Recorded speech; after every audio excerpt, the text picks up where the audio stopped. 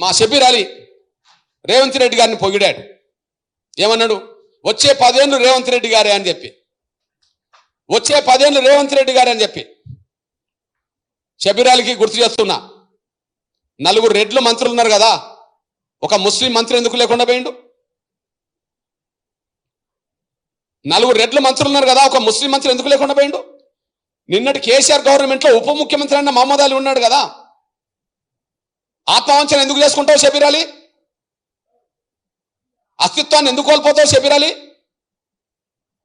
ఆత్మవంచన ఎందుకు చేసుకుంటావు? అస్తిత్వాన్ని ఎందుకు కోల్పోతావు? ఇప్పుడే వాస్తవానికి కారణాలు ఏమైనా 70% పైగా ముస్లింలు కాంగ్రెస్ కోట్లేసింది అంటుండ్రు కదా. ముస్లిం పిల్లల స్టేట్మెంట్ చూస్తున్నా నేను. మెజార్టీ ముస్లింలందరూ కాంగ్రెస్ కోట్లయితేనే గెలిచిండ్రని చెప్పి. మెజార్టీ ముస్లింలందరూ కాంగ్రెస్ కోట్లయితే కాంగ్రెస్ గెలితే మరి ముస్లింలో ఒక మంత్రి ఎందుకు లేడు?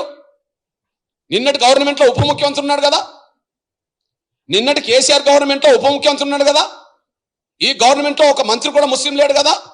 10 ఏళ్ళు రేవంత్ రెడ్డి గారే ఉంటాడని చెప్పి ఎట్లా నువ్వు మాట్లాడతావు? అంటే రాబోయే 10 ఏళ్ళు కూడా మంత్రి లేకపోయినా నువ్వు బానిసత్వం చేయడానికా? అక్కడ కనీసం ముస్లింల అస్తిత్వాన్ని కాపాడుకో.